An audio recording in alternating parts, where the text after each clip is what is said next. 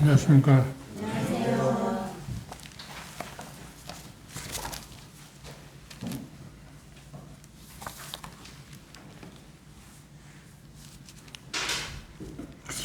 오늘 아침에 저는 아침 먹으면서 방송을 봤는데요.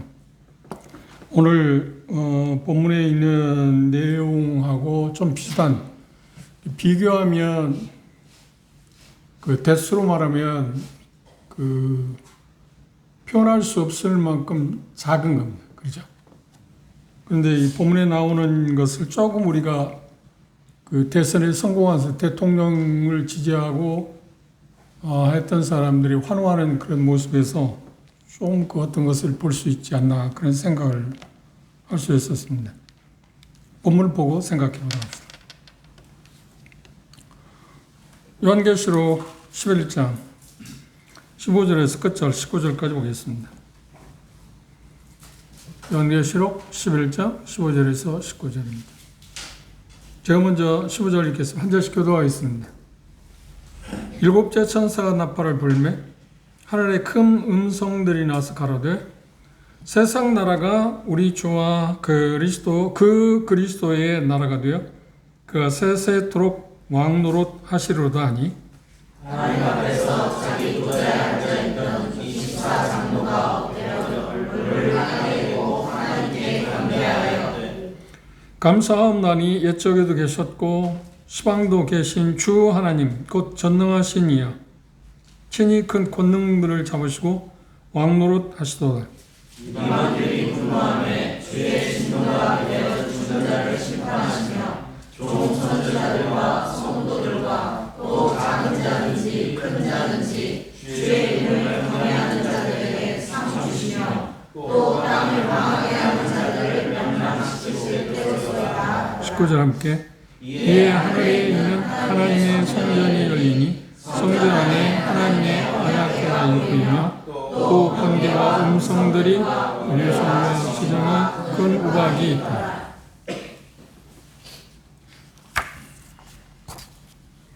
혹시 예수님 이후에 예수님께서 세상 오셨을 때 그렇게 말씀하셨습니다. 지금까지 경건한 그리스도인들이 계속 기도하고 있는 공통 분모의 기도 제목이 뭔지 아세요? 이 본문에 힌트가 나와 있는데 더 힌트를 줄까요? 주기도문에 보면 주님께서 가르친, 그게 정확히 말하면 주기도문이 아니라 주님께서 가르친 기도라고 이야기합니다. 그러니까 주기도는 주님께 기도하신 것은 요한복음 17장이고, 그죠? 주기도문, 주님께서 가르친 기도를 하십니까? 저는, 거의 매일 그걸 이렇게 반복적으로 그냥 되씹고 있습니다. 그 주님께서 가르친 기도. 그 어떤 상황에서 제가 어떤 것들에 대해 생각할 때마다 그걸 계속 반복하고 있는데, 하루에도 몇 번씩. 그 기도 내용 가운데, 주님께서 가르친 기도 내용 가운데, 처음에 하늘에 계신 우리 아버지, 이름을 거룩하게 하옵시며, 그렇죠. 지금 나라에 임하옵시오며 라고 하는 기도가 여기에 응답되고 있습니다. 주님의 나라가. 우리가 잊고 사는 게 있는데, 그리스도인으로서 정말 매일 기도해야 할 기도 제목의 가장 큰 기도 제목이 뭐냐면 주님의 나라가 이 땅에 빨리 이루어지게 해달라고 하는 기도입니다. 그게 우리의 최대의 소망이지 않나요? 그런데 우리가 그런 기도를 별로 하지 않지 않나요? 우리 여러분의 기도 내용을 한번 살펴보십시오. 오늘 주님의 나라가 이루어지면 좋겠습니다. 그 말은 주님께서 오셔서 빨리 통치하시면 좋겠다고 하는 그 기도. 우리는 우리의 상황에, 우리 주변에 일어난, 내 개인에 일어난 어떤 일들에 대해서 기도하고 있지? 기도의 내용 가운데 가장 중요한 그 기도, 핵심. 그러니까 20세기 동안 계속해서 경건한 그리스도인을 계속 기도했던 가장 큰 기도 제목이 뭐냐면 주의 나라가 빨리 이 땅에 이루어지기를 원합니다. 그 기도입니다. 그걸 우리도 이제 다시 생각하고 되뇌이면서 매일 최소한도 매일 한 번쯤은 그 기도를 하나님께 드리는 게 정말 필요한 일이다. 한번 생각해 보세요. 누가 대통령이 되느냐 중요한 게 아닙니다. 대통령이었던 이재명 그분이 대통령이 됐습니다. 그런데 로마서 13장에 모든 권세는 누구로부터 온다고요? 하나님으로부터 온다. 하나님이 세우셨습니다. 싫든 좋든 간에. 그래서 그분에 대해서 전에 그 부정적인 생각을 갖고 있는 분도 그 의식을 바꿔야 합니다. 하나님이 세운 분이기 때문에 그분에 대해서 성경 뭐라고 이야기합니까? 존경하라. 귀하게 생각해야 한다. 왜냐하면 하나님이 세운 분이기 때문에. 그분이 대통령이 어떤 일을 어떤 업적을 어떻게 하느냐가 중요한 것이 아니라 하나님이 세운 분이기 때문에 그분을 우리는 귀하게 여기고 존경해야 한다. 공경해야 한다고 이야기하고 있습니다. 이걸 잊지 마시오. 이건 대단히 중요한 것입니다. 그 의식을 바꾸는 게 대단히. 그런데 그분을 지지했던 분들이 딱 대통령이 당선됐다 몇 시인가 6시 10분인가 선거를 위해서 6시 15분인가요? 대통령이 이제 확정됐다. 그때부터 이제 그분이 대통령, 우리나라 대통령 행세를 시작했잖아요. 그죠? 그럴 때, 결과적으로, 물론, 딱 8시 됐을 때, 지상, 3사가 발표를 했을 때, 51대 몇으로 해서, 성사는 이미 끝났다. 이제, 그런데 개표, 해보니까 조금 차이가 있죠. 그거하고 좀 차이가 있다. 그런데 참, 여러분들이 어떻게 생각하는지 모르겠는데, 참 신기해요. 50%가 넘지 못했다고 하는 거 하나 있고, 패널들이 그런 이야기 하더라고요. 여당, 그러니까 김문수 씨나, 젊은 사람? 그 사람 합한 숫자보다는 좀 적다.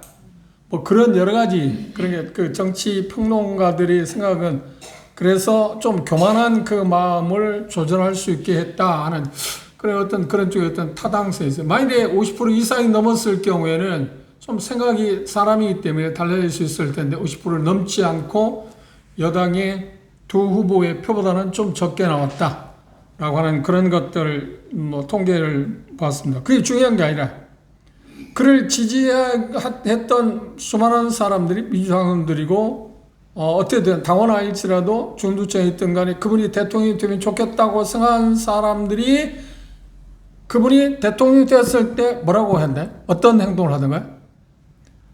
방송에 보면 일어나서 막 춤도 추고 손뼉도 치고 쉬운 말하면 운동선수들 스타들 보는 이재명 하고 막 소리를 지르고 하는 모습 봤지 않나요? 그죠?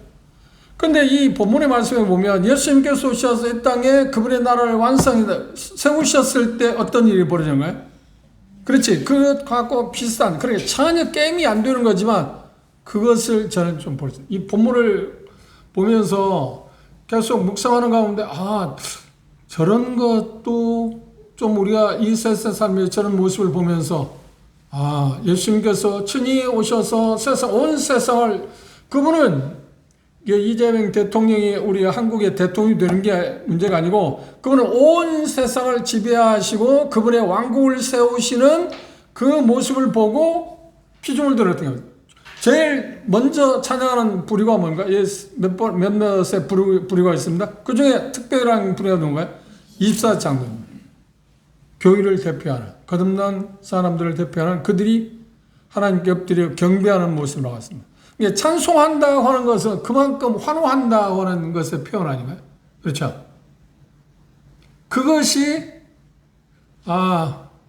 오늘 우리가 보는 그 모습하고 조금 상상을 좀 해볼 수 있지 않나 하는 생각이고, 또 하나 이재명이 대통령으로 지지한 사람들은 그 일을 위해서 자기는 어떤 헌신들을 했는가? 어떤 사람도 돈도 투자하고 시간도 내고 자기의 그 어떤 것들을 다 투자했잖아요. 그런데 투자했는데 그분이 대통령을 위해서 투자했는데 그분이 막상 대통령 되는 것 같아요. 얼마나 좋겠습니까?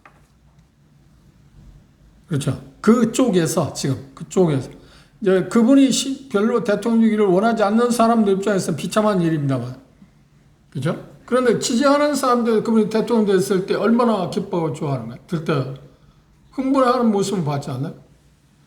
그런데 예수님께서 이 땅에서 모든 나라를 이기고, 그러니까 여기 나오는 말씀에 보면 모든 나라라고 하는 말은 어떤 거냐면, 여기에서 우리가 주목해야 할 게 그것입니다. 일곱째 나팔이 불려지면 마지막 심판이라고 그랬잖아요. 일곱째 나팔이 마지막 심판인데, 일곱째 나팔이 불려졌을 때 나타나는 현상은 우리가 일곱인 가운데서 첫째 인에서 여섯째 인까지, 그리고 나팔이 첫 번째 나팔부터 여섯째 나팔이 불려졌을 때 이런 일이 일어났다, 이런 일이 일어났다고 하는 건 다른 지구 쪽으로 지금 말이 진행되고 있지 않아요? 그래서 이 지금 11장 본문에 읽은 15절에서 19절은 무슨 내용이냐면, 앞으로 예수 그리스도께서 오셔서 그분의 왕국을 세우시고 하나님께서 예수 그리스도에 주어진 그 모든 계획이 완성되는 것, 그것은 축소판입니다. 그래서 축소판의 내용이 나왔어요. 그리고 12장부터 이제 15장 후반부터 16장에 드디어 일곱 나팔 가운데 들어있는 일곱 대접의 심판이, 마지막 심판이 내려집니다. 그렇죠? 마지막 심판이 내려집니다. 실질적으로. 그런데 여기 본문에서는 뭘 이야기하냐면, 그것이 내리기 전에, 그 실제로 이루어지기 전에 이미 완성된 것처럼 하나님께서 약속한 그 모든 것이, 일곱째 나팔이 불려짐으로 말미암아 모든 것이 평정되고 그분이 왕국을 세우시고 그분이 이 세상을 완전히 다스리는 모습을 지금 이야기하고 있습니다. 앞으로 어떻게 될 것인가에 대한 축소파이라고 생각하시면 됩니다. 그렇죠? 이게 일곱째 나팔이 불려졌을 때 하늘에서 있었던, 이 땅에서는 이 일이 일어났는가요? 아직 좀 후에 오잖아요. 아직도 좀 남았습니다. 어떤 것이 좀 남았나요? 일곱 대접의 심판이 내려져야 할 시간이 필요합니다. 그러니까 그 시간은 그렇게 많지가 않을 겁니다. 그런데 하늘에서는 이미 예수 그리스도께서 이 세상을 완전히 지배하시는 분으로 나와 있어요. 역사되어 있어요. 그리고 그것을 보고 하늘에서 어떤 거예요? 하나님을, 예수님을 찬양하고 있어요. 본문에 이렇게 시작하고 있습니다. 자, 15절 보시죠. 일곱째 천사 나팔을 불매 하늘에 큰 음성들이 나서 가로되 세상 나라가 우리 주와 그 그리스도의 나라가 되어, 여기 세상 나라, 개정판에 뭐라고 나와 있나요? 세상 나라. 여기 세상 나라라는 말이 뭔가요? 여기 세상 나라는 온 우주에 있는 모든 나라. 그러니까 그 세상 나라 가운데 가장 큰 나라가 되냐면 앞으로 나올 적그리스도, 사단이 지배하고 사단에 의해서 그 적그리스도가 세워졌는데 적그리스도에 의해서 통치하던 모든 나라들. 지구촌에 있는, 우주에 다른 나라는 없으니까 지구촌에 있는 모든 나라를 정복하신 예수 그리스도. 그래서 그분의 왕국을 세우죠. 그분의 왕국을 뭐라고 표현하냐? 천년왕국이라잖아요. 그분의 왕국을 세우시는 모습이 하늘에서 보여지고 있습니다. 그래서 그것 때문에 어떤 건가요? 하나님을, 그분에게 경배하는, 예배하는 모습이 나와 있습니다. 이 말씀을 좀 집약하면, 장차, 그러니까 하늘에서는 이미 이루어졌지만 이 땅에서는 장차 그것이 이루어질 거다. 무엇이 이루어질 거라고요? 그리스도의 왕국이 세워집니다. 그분의 나라가 세워집니다. 그분의 나라가 세워지기 위해서는 반드시 뭐야? 그분을 적대하고 반대했던 모든 나라들을 어떻게 하는가? 심판하고. 이게 마지막 심판이 남아 있습니다. 그 마지막 심판이 뭔가요? 일곱 대접의 심판이라고 하는. 이게 일곱 번째 마지막 나팔.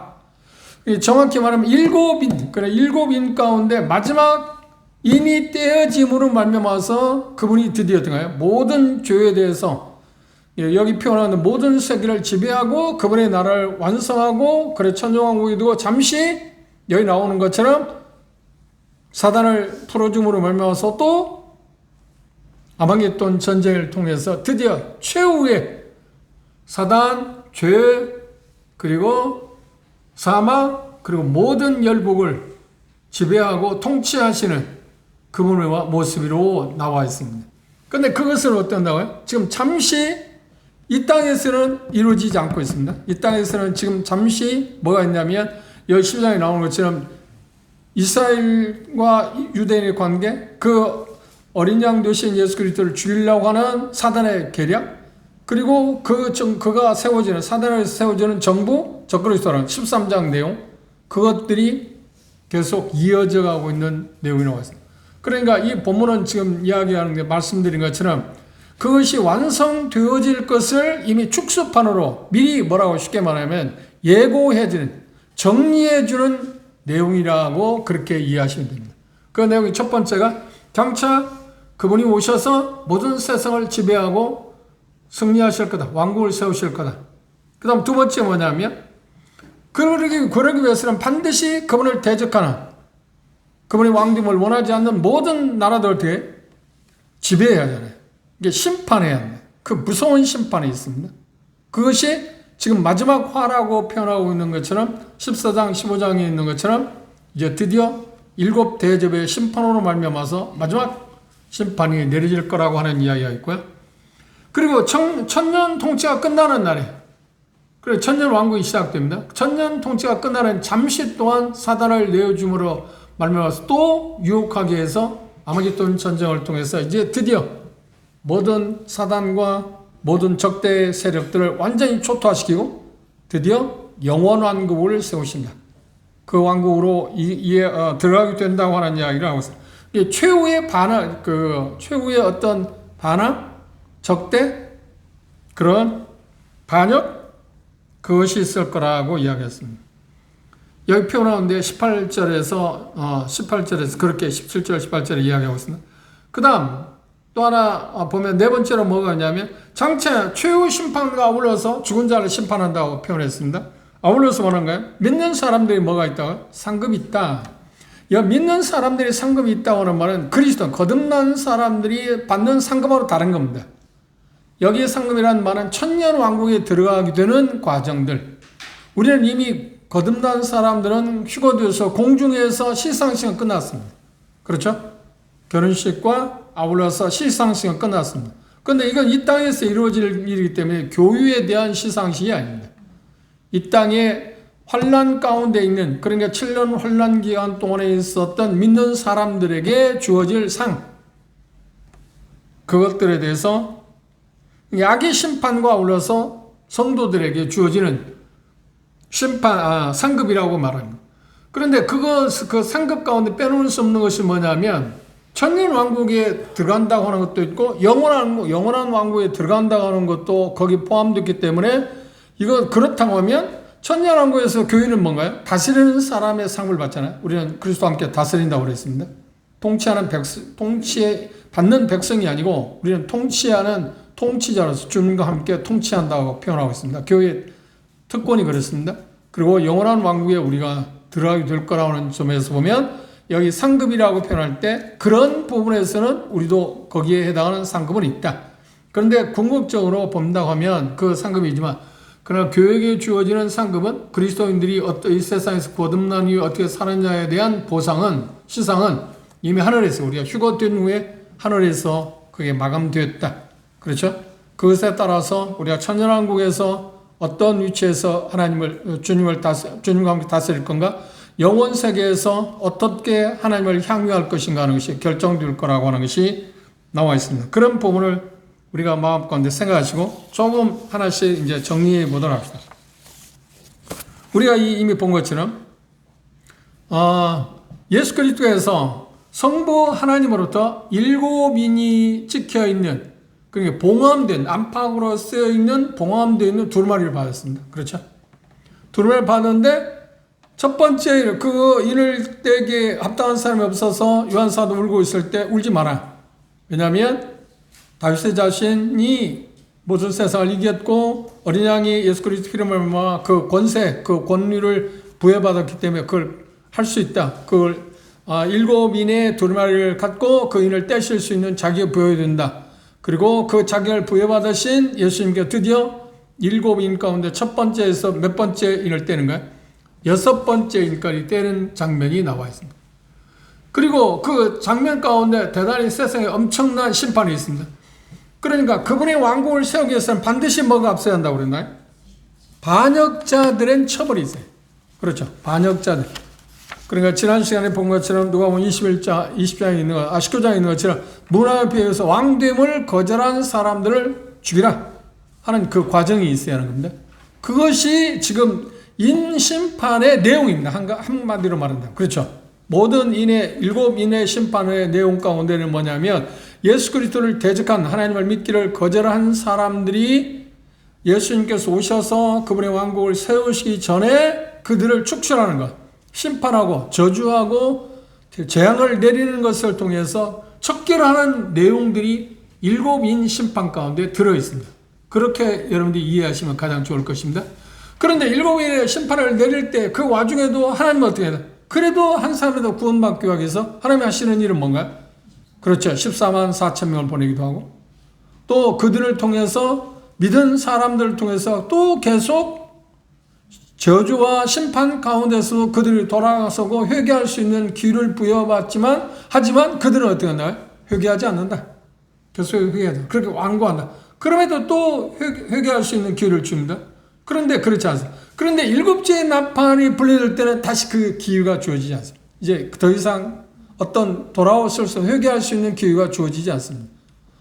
그래서 7인 가운데서 우리가 본 것처럼 7인 가운데 뭐가 들어있었나요? 7 나팔의 재앙이 있었잖아요. 그리고 7 나팔의 재앙 가운데서 지금 마지막 재앙이 7 나팔의 재앙이 내려지는데 불려지는데 7 나팔이 불려지는 그 내용 가운데 뭐가 들어있다? 14장 15장에 보면 7 대접의 심판이 들어있다. 그렇죠. 그렇게 연관시켜서 보는 것이 가장 합당하다고 생각할 수 있습니다. 그렇게 보는 것이 타당하다고 생각할 수 있습니다. 그런데 여기 먼저 주님의 주권에 대해서 찬양합니다. 좀 전에 말씀드린 세상 왕국이라는 말은 뭔가요? 세상의 여러 나라들 당시. 그런데 그 세상의 모든 나라를 지배하는 통치자는 누구인가요? 실상은 나타나는 인물은 적그리스도입니다. 배경은 누가 있다? 배후에는 누가 있다? 사단이 적그리스도에게 그 권세를 주어서 모든 나라를 지배하게 됩니다. 그러니까 통치자들이 있겠죠. 지금으로 말하면 세계 각국에 유엔 가입한 나라가 뭐 142개국인가 뭐 그렇다고 하더라고요. 그때 당시도 수많은 나라가 있을 것입니다. 그런데 실상 누가 통치하냐면 지금 뭐 공산 국가 뭐 러시아나 중국을 비롯하고 또 민주주의 국가라고 하는 여러 나라들이 산재 있잖아요. 그런데 실상은 이때는 어떠냐면 적그리스도에 의해서 지배받는 통치자들이 다들 그렇죠. 그러니까 색깔이 똑같다고 생각하십니다. 지금은 다양한 색깔입니다. 뭐 초록색, 검정색, 노란색 다양한 국가들이 통치 개념이 다 다르잖아요. 연방제도 있고 뭐 다 다릅니다. 그런데 이때는 어떠냐? 하나로 통일되어 있습니다. 그것을 우리가 나중에 바벨론이라는 표시를 통해서 세계 정부라고 묘사되어 있습니다. 그 통치자는 누구냐면 적그리스도에 의해서 그리고 적그리스도에게 그 권세를 준 본인은 누구냐면 사단이 그 권세를 주어서 세상을 지배한다. 그러니까 세상 나라 왕국이라고 하는 말은 세상 나라라는 말은 그 모든 나라들을 예수님께서 통치하신다. 그러니까 사단과 아울러서 적그리스도 통치 아래에 있는 그 당시 가시적인 왕국들을 다 초토화시키고 마치 철장으로 큰 쇠로 질그릇을 깨뜨리는 것처럼 이 세상의 모든 왕국을 그분이 다 철폐시킨다. 그리고 그분의 왕국을 세우신다고 하는 이야기를 지금 이야기하고 있습니다. 그런데 이 말씀 가운데 조금 우리가 주목해야 할 게 뭐냐면 잘 보십시오. 15절에 보면 7째 천사가 나팔을 불매 하늘에 큰 음성들이 나서 가로되 세상 나라가 우리 주와 그 그리스도의 나라가 되어 됐다고 합니다. 그러니까 하늘에서는 이미 된 것으로 봤어요. 그런데 이 땅에서는 앞으로 되어질 겁니다. 말씀드린 것처럼 이미 이루어진 것을 이미 축소판으로 이 본문에서는 이야기하고 있다. 그럼 어떻게 그게 이루어지느냐? 그 과정 가운데 하나님의 심판이 또다시 병행될 거고 그리고 세상 왕국을 예수님께서 초토화시킴으로 말미암아 그분의 왕국, 천년 왕국을 세우실 거라고 하는 것이 이제 다음 프로그램인데 그러니까 12장 이하에서부터 계속된다. 정확히 말하면 12장, 13장은 이 세상에 그러니까 이 땅 가운데 그러니까 이건 하늘에서 있는 일이고 이 땅 가운데서 일어나는 일들이 어떤 일이 일어나고 있는가 하는 것에 대해서 10장, 13장에서는 묘사하고 있습니다. 그걸 여러분들이 마음 가운데 생각하시고 그리고 다음에 우리가 12장을 공부하면서 생각해 보도록 봅시다. 그런데 여기 찬양하는 무리들이 있습니다. 찬양하는 무리들이 있는데 그 찬양하는 무리들이 여기 24장로들이라고 했습니다. 장로들이라고 했습니다. 왜 찬양하는 거예요? 그렇지. 자기들의 수건이잖아. 제가 모두에 말씀드렸잖아요. 모든 성도, 경건한 성도들이 정말 기대하는 게 기도의 가장 큰 제목이 뭐라고요? 하나님의 나라가 이 땅에 실현됩니다. 하나님의 나라 이 땅에 실현. 다시 말하면 이 땅에 예수 그리스도의 왕국이 세워진 것입니다. 그 나라가 세워졌기 때문에 그분의 통치가 다스림이 시작되었기 때문에 그걸 보고 얼마나 그들은 기뻐하겠습니까? 그래서 기뻐 찬양. 여기에 찬양은 뭐냐? 너무 기뻐서 그분이 나라를 완전히 전 세계를 다 지배하고 그 악을 다 물리치고 그리고 결국 그분의 왕국을 세우시고 다스리는 모습을 보고 자기들의 소망이 다 이루어졌잖아요. 그걸 보고 지금 찬양하고 있습니다. 찬양할 뿐만 아니라 또 뭘 하는가요? 찬양의 내용은 뭐라고 나와 있나요? 첫 번째 말은 전능하신 분이다. 이 전능하신 분이라는 말은 그분에 대해서 정할 수 있는 그 어떤 세력도 없다. 누구도 없다. 그러니까 먼 세상을 다 지배했죠. 초토화시켰죠. 그렇죠. 심판하셨습니다. 전능하신 분으로 묘사했습니다. 그 다음 계시고 계셨던 분이라고 그랬습니다. 그분이 어떤 분이냐면 영원한 분이다 하는 말을 이렇게 표현했습니다. 그리고 여기 보면 세 번째로 하나님의 주권에 대해서 잡다 하는 표현을 썼습니다. 통치의 연속성. 그분이 이제 한 번 통치를 시작했기 때문에 그게 계속될 거다, 지속될 거다. 그 어떤 세력도 그에 대해서 저항하고 얻지 못할 거라고 하는 이야기를 지금 여기 표현 가운데서 지금 내용 가운데 지금 나와 있습니다. 찬양하는 내용이 그렇게 나와 있습니다.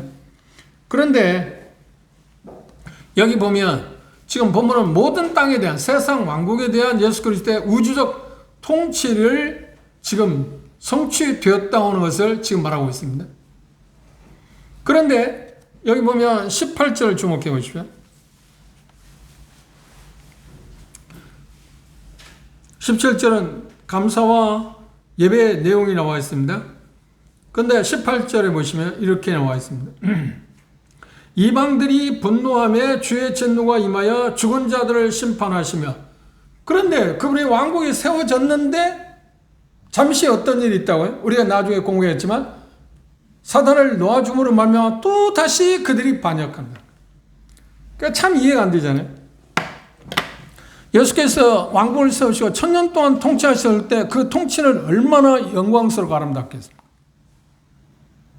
그런데 1000년 동안 그 통치를 받아봤는데도 불구하고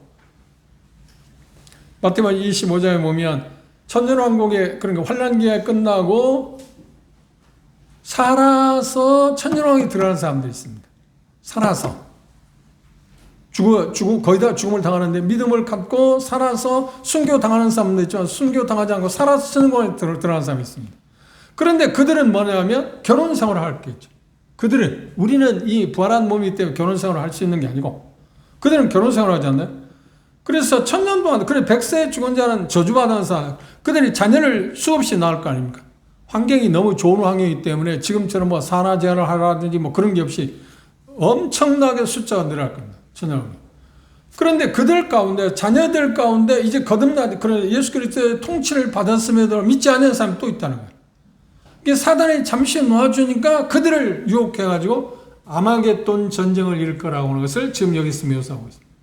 여기 지금 그것에 대한 이야기입니다. 또 다시 반역하는 무리들이 있을 거다. 그것이 차후에 우리가 요한계시록 내용 가운데 나와 있습니다. 그들에 대한 뭐가 있다고요? 하나님의 심판이 또 있다. 그렇게 변했습니다. 회개하기를 거부한 사람들. 그래 16절, 9절, 11절에 보면 그런 모습이 나와 있습니다. 그러니까 이들은 하나님에 대한 병적인 마치 정신병자들이 발악하는 것처럼 하나님에 대한 그런 특별한 최후의 발악을 하는 거예요. 우리 이 성경은 도대체 이해할 수 없는 발악. 나는 반대요. 그 정도가 아니라 반대하는데 어떻게 하냐. 우리 주변에 그런 어떤 자기 의사를 반영하기 위해서 그 의사가 반영되지 않으면 어떤 일까지 하는가요? 분신 자살하는 사람이죠. 그런 그 미친 정도의 발악. 그런 사람들이 있을 거다. 그래 그들에 대해서 하나님은 다시 심판한다. 그러니 미래에 대한 이야기입니다. 그에 대해 이야기하고 있습니다. 하나님의 예수님이 나라를 세우시고 통치함에 불구하고 그런 세력들이 또 있을 거다. 그것들을 계시록 나머지 차후에 보면 어떻게 나와 있냐면 아마겟돈 전쟁이라고 해요. 그런데 그 전쟁에서 예수님께서 완전히 그들을 섬멸하고 드디어 등하여 그렇지. 하나님이 마지막 심판을 하시게 될 거라는 이야기를 지금 여기에서 이야기하고 있습니다. 그런데 반응하는 사람들이 어떤 거예요? 그들이 뭐라고 하냐면 격렬하게 화를 내. 누구에 대해서? 예수님에 대해서. 통치하는 예수님에 대해서. 아니 불만을 토로한 게 하나도 없어. 그분이 통치는 너무 아름다우니까 영광스러운 통치니까. 전능하신 분이 통치하는데 뭐가 부족하겠습니까? 그런데 사단이 잠시 놓여서 그들을 유혹할 때 그렇게 미치광이로 변한다. 상상할 수 있는 분노 가운데 빠진다. 그래서 드디어 예수님께서 오셔서 그것을 우리가 차후에 볼 것입니다. 아마겟돈 전쟁이랍니다. 그 전쟁을 예수님께서 승리를 이룰 것이고 완전히 그들을 멸망시킵니다. 그리고 멸망시킬 때 사단은 드디어 이제 어떻게 하는가요? 적그리스도와 사단은 전부 이제 어떻게 하는가요? 산채로 지옥의 불못에 던지운다. 그리고 결국은 모든 사람들이 멸망당한다는 것을 이야기하고 있습니다. 세 번째 이 말씀을 보면 11장 18절에 보면 하나님의 계획이 나와 있어요. 18절 다시 보십시오. 이방들이 분노하며 주의 진노가 임하여 죽은 자들을 심판하시며 종 선자들과 성도들과 또 물은 대소하고 주의 이름을 경유하는 자들의 뭘 주신다고? 상 주시나. 그 와중에 상 주신다. 이게 상 주신다는 말을 어떻게 표현하냐, 어떤 것일까 하는 것에 대해서 표현할 때 우리는 이렇게 생각해 볼 수 있습니다. 마태복음 25장 볼까요?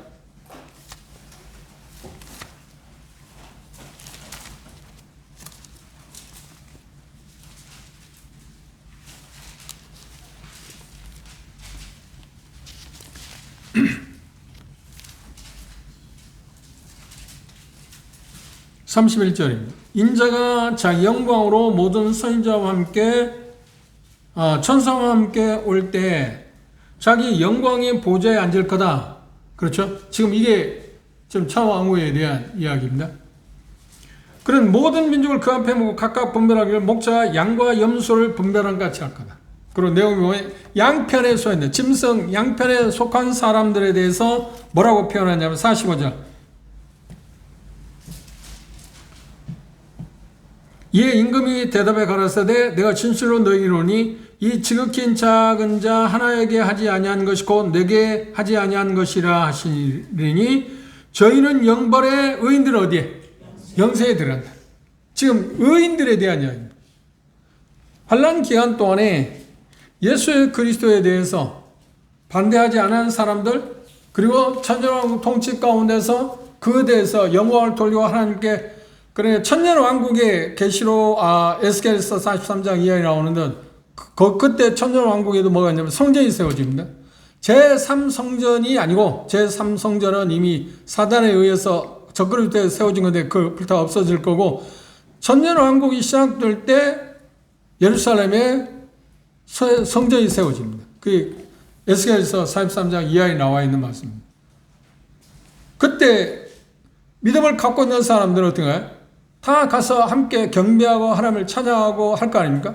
그런데 그러지 아니한 사람들은 이제 지옥의 형벌을 받을 거고 그렇게 한 사람도 어떻게 할 거냐 할 때 드디어 영원한 곳에 들어갈 거라고 하는 이야기를 지금 이야기하고 있습니다. 그런 복을 받는다고 하는 이야기를 지금 그러니까 여기 표현 가운데서 그리스도께서 천년왕국을 세우실 때 죽은 자들을 심판할 때라고 표현하고 있는데 이건 뭘 말하냐면 미래 모든 사람들을 심판하는 그 최종적인 어떤 심판에 대해서 이야기를 하고 있습니다. 이 부분에 대해서는 어떤 사람들일까냐 하는 것을 한정하지 않고 여기 지금 죽은 자들한테 한정하지 않고 그 당시 죽은 모든 사람들 그러니까 어느 시기 말하는 게 총체적으로 말할 때 죽은 자들에 대한 이야기를 하고 있습니다. 그들을 심판할 거라고 이야기하고 그 다음 세 번째 뭐라고 하냐면 하나님께서 종들에게 상을 주시는 때라고 표현하고 있습니다. 그 상은 뭔가요? 천년왕국에 들어가게 될 것 그리고 영원세계 영원왕국에 이어서 들어가게 될 거라고 하는 이야기를 지금 이야기하고 있습니다. 이 믿음을 고백한 사람들. 그런데 그들에 대해서 이게 뭐냐면 예언자들, 그렇죠? 예언자들의 말을 들은 사람. 그러니까 예언자들이란 말은 모세부터 시작해서 우리가 지난 시간에 본 것처럼 두 증인의 메시지를 받아들이는 사람들. 그들이 한정되어 있습니다. 그 다음 또 뭐라고 하냐? 성도들이라고 있습니다. 성도들. 성도들이라고 표현할 때 여기 표현 가운데 뭐라고 표현하냐? 성도들이 누구냐 할 때 성도들과 또 물은 대소하고 주의 이름을 경유하는 자들이라. 성도들이 누구냐? 주의 이름을 경유하는 사람. 이 경유라는 말이 대단히 중요한 단어입니다. 우리가 주님 하나 가시면 다음 달에 믿음으로 노아에 대해서 할 때 노아의 특징이 뭐냐면 경유해서 아직 보지도 못하고 일어날 일도 아닌데 그분이 하나님이 말씀하실 때 그 경유함으로 말미암아서 방주를 예배다. 그 경유, 두려운 마음. 믿음을 가진 사람들에게 있어서 우리들에게 있어도 정말 조심해야 할 게 하나님을 두려워하는 마음이 없으면 문제가 됩니다.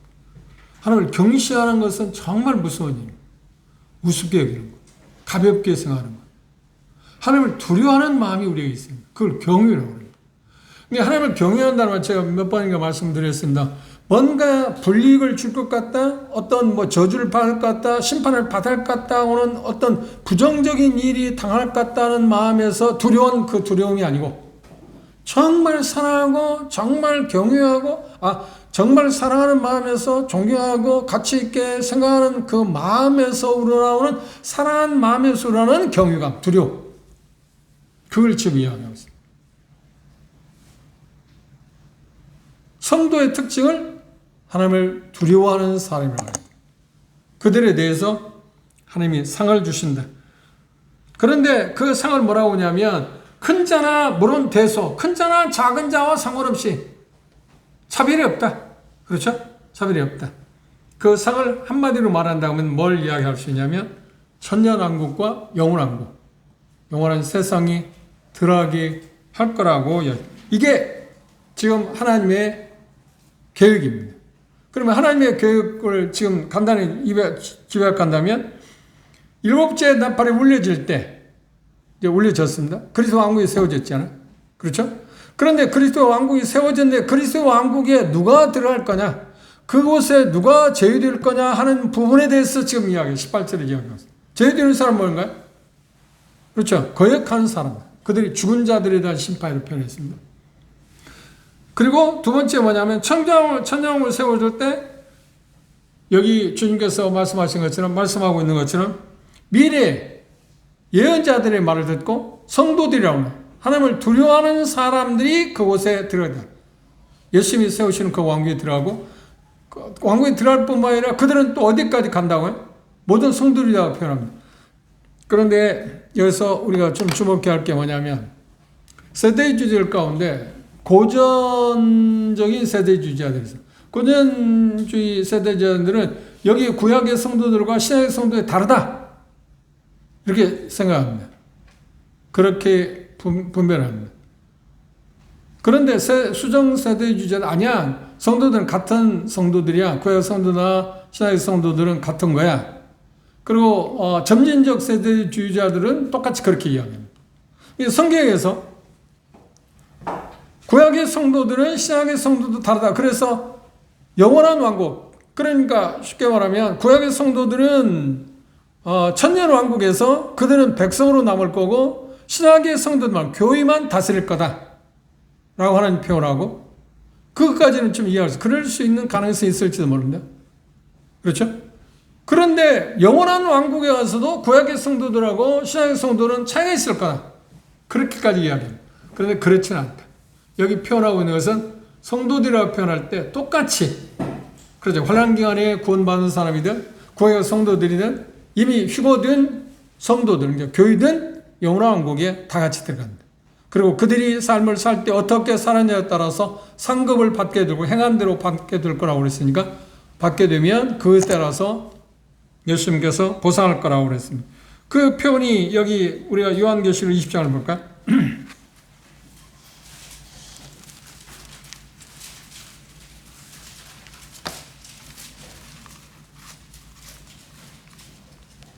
11절 에서 15절에 있는 백보자 심판하고 여기에 말하는 심판하고 다릅니다. 그걸 지금 다르다고 하는 것을 말하기 위해서입니다. 여기 심판은 그걸 이야기해요. 백보자 심판은 마지막 모든 불신자들이 받는 심판, 뭐 하기 위해서. 그리고 이 백보자 심판은 뭐냐면 부활체로 믿지 않은 모든 아담 이후에 믿지 않은 모든 사람들이 부활해서 지옥에 가기 위해서 심판을 받는 게 이 백보자 심판이고, 이게 지옥에 등급이 있다고 그래요. 차이가 있다고 그랬어요. 고통의 정도의 차이가 있다고 그랬어요. 그걸 여기 20장에 말하고 있고, 지금 본문에서 말하는 심판은 그 심판하고 다르다 하는 것을 말하기 위해서 어떤 사람은 그걸 같이 말하는 사람이 있는데 그렇지는 않다고 하는 이야기입니다. 그리고 계시록 22장을 볼까요? 상급에 대해서 예수님이 이렇게 표현했어요.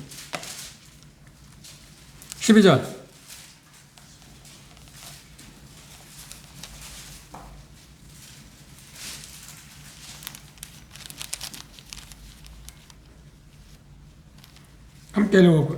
함께 읽어봅시다. 시작. 보라.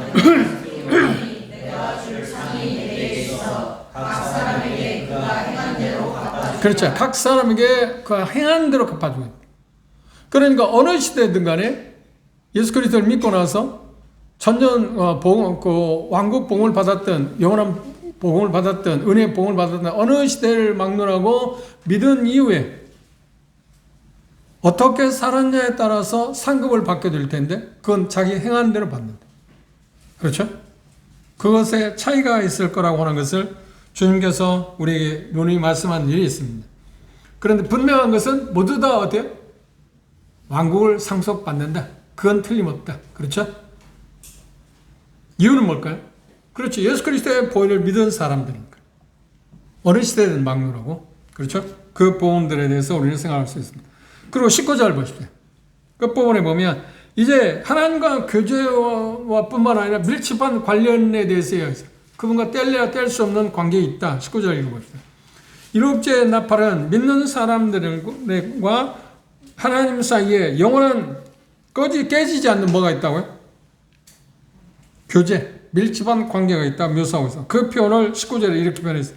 이제 이에 하늘에 있는 이에란 말은 일곱째 나팔이 울려지니까 하늘에서 뭐가 일어났냐면 하나님의 성전이 열렸다. 여기 성전이 열렸다면 지성소가 개방되었다. 그 주목해야 할 게 뭐냐면 히브리서에 그렇게 나와 있습니다. 모세가 성막을 지을 때 하나님의 식양, 그 모양을 말씀했습니다. 그런데 히브리 저자는 그걸 뭐라고 하냐면 이 땅에 성막이나 성전이 있었는데 그것은 하늘에 있는 것을 본떠서 만들었다.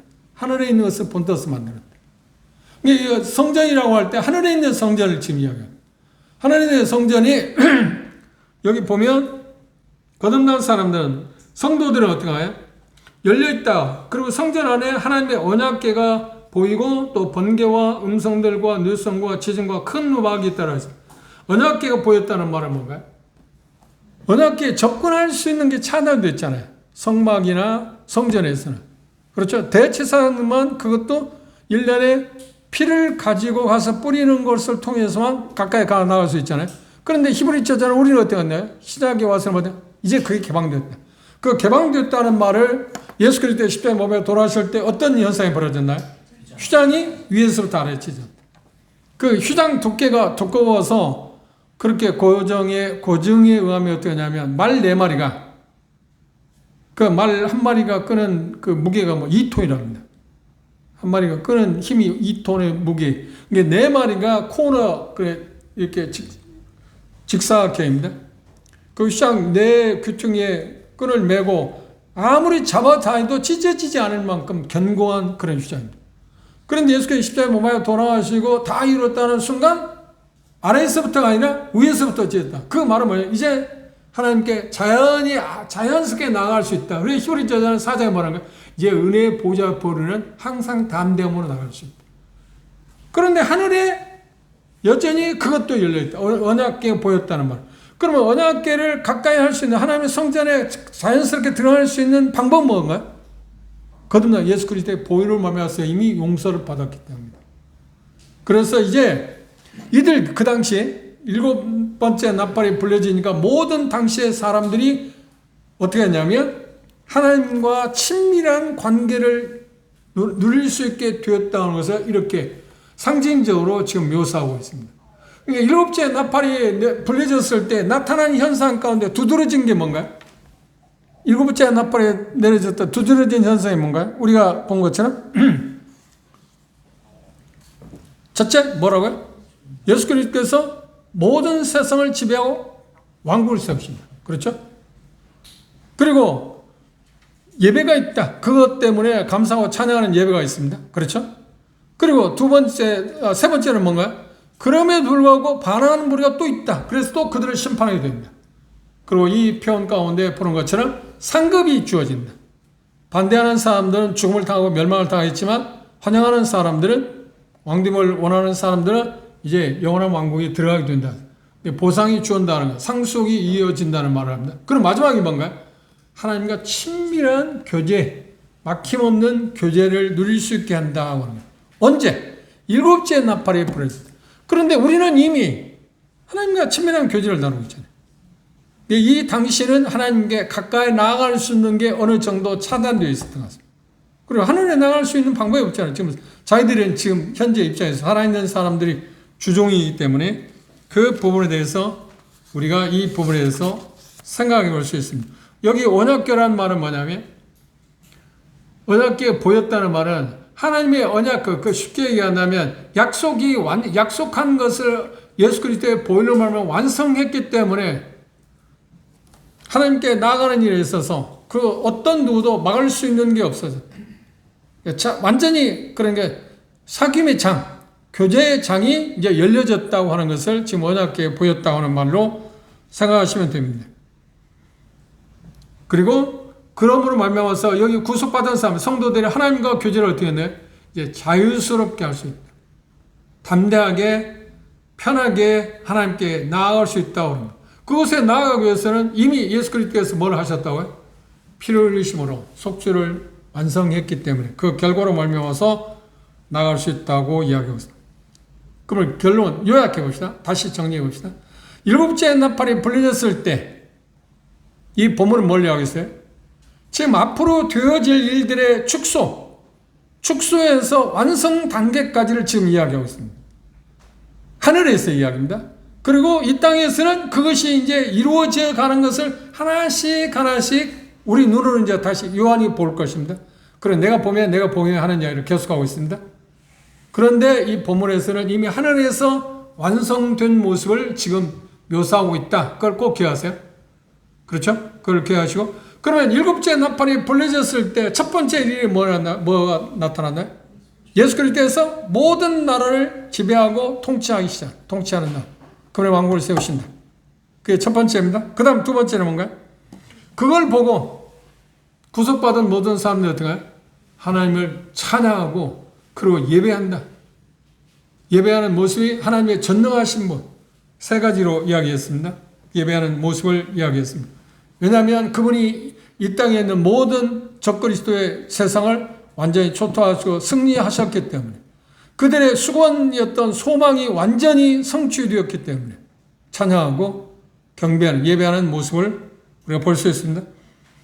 그럼에도 불구하고 그런 특별한 다스림 가운데 있었음에도 불구하고 여전히 또 어떤 그것에 미칠 정도로 계속해서 정하는 세력이 있다. 그런데 그 세력도 하나님께서 예수 그리스도에서 이제 철장으로 질그릇을 깨뜨린 것처럼 깨뜨리고 완전히 초토화시키고 그분이 권세를 행사하실 거라고는 이야기를 하고 있습니다. 그런가 하면 그걸 받아들인 사람들은 어떻게 돼? 상이 주어진다. 상이 주어질 때 상 속에 상도 이야기가 있고 또 하나 상이 뭐라고 해? 그분과 편안하게 아무런 거리낌 없이 담대히 그분에게 나아가서 도움을 받을 수 있다고 이야기하고 있습니다. 그 내용이 지금 본문에서 다른 것도 주목해야겠지만 가장 중요한 게 뭐냐면 하늘에서 이미 예수 그리스도에서는 이 세상이 그게 아직 이루어지지 않았죠. 미래의 일임에도 불구하고 하늘에서는 이미 완성된 그분의 나라에 대해서 지금 이 본문에서 이야기하고 있다. 그것이 가장 포인트입니다. 무슨 말을 이해하셨죠? 그러면 이 부분에서 우리가 한 가지 생각해 볼 게 뭐냐면 제가 말씀드린 것처럼 그분의 나라가 이루어지기 위해서 나는 뭘 하고 있는가? 그런데 우리가 해야 할 게 뭔가요? 그렇죠. 우리의 기도 가운데 그 무엇보다 가장 중요한 기도가 뭐라고요? 항목이 뭐라고요? 주님의 나라가 빨리 이 땅 가운데 이루어지게. 마치 오늘 이재명 대통령을 당선시키기 위해서 했던 그 사람들이 제발 그 사람이 대통령이 되게 해달라고 그들이 뭐 소원 가운데 소원 아닌가? 소망 아닌가? 소망은 아니지. 희망사항 아닌가?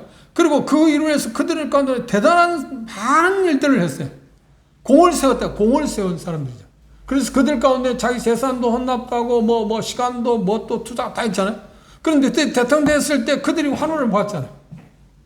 그런데 예수님께서 우리가 계속 기도하던 그 일이 이루어졌을 때 이사 장로는 찬양하고 경배할 수밖에 없었죠. 그 환희, 그 감격, 그것은 뭐에 비례해?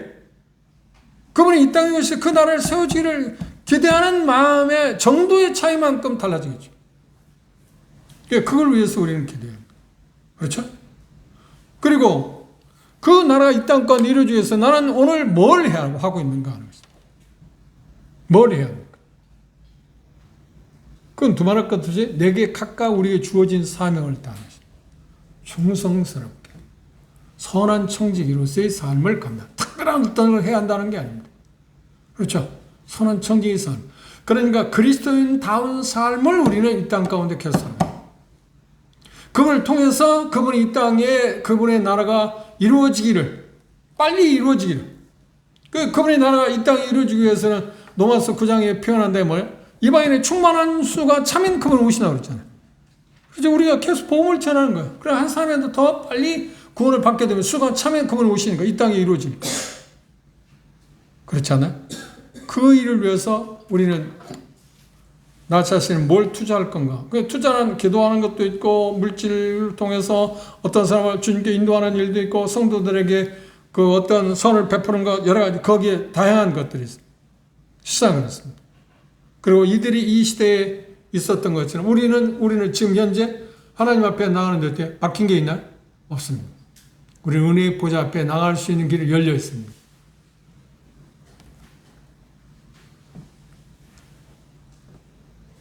그 일을 위해서 그것이 사실에 나가면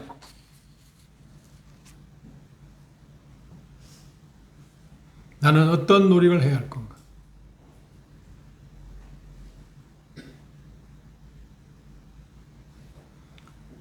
저는 잘 모릅니다.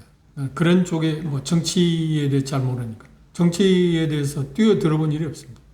그런데 정치에 뛰어든 사람들 모습 보면 자기가 생활하는 사람이 대통령이 되기 위해서 대통령을 쉽게 말하면 만들기 위해서 그들은 어떤 거예요? 다 내는. 물론 대다수는 그렇지 않죠. 그냥 투표를 통해서 그 사람을 지지하고 하는 쪽으로 거의 대다수 끝나지만 그러나 측근들은 어떤 거예요? 아니요. 사생 결단하죠.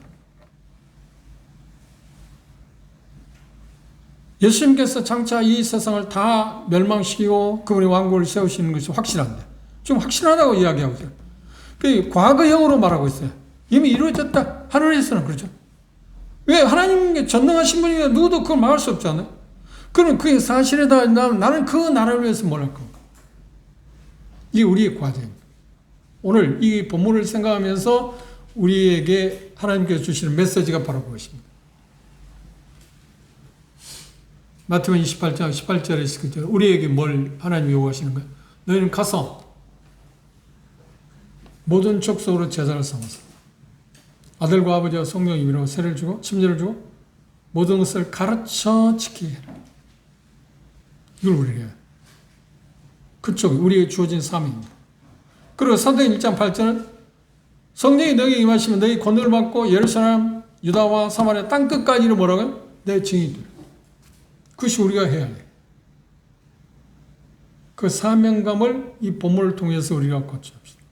그리고 또 하나 중요한 것은 뭐냐면 이들에 대한 상급을 이야기하지만 우리들에게도 그 영원한 상급이 우리에게 주어져 있습니다. 상속, 그날 우리가 상속받게 됩니다. 상속받는 사람들로서의 우리의 마음가짐은 어떤 겁니까? 그리고 정말 나는 그 나라를 상속할 사람처럼 살고 사는 거, 알고 사는 거. 그 나라를 상속받는다는 것은 이 세상에 그 어떤 거나 바꿀 수 없잖아요.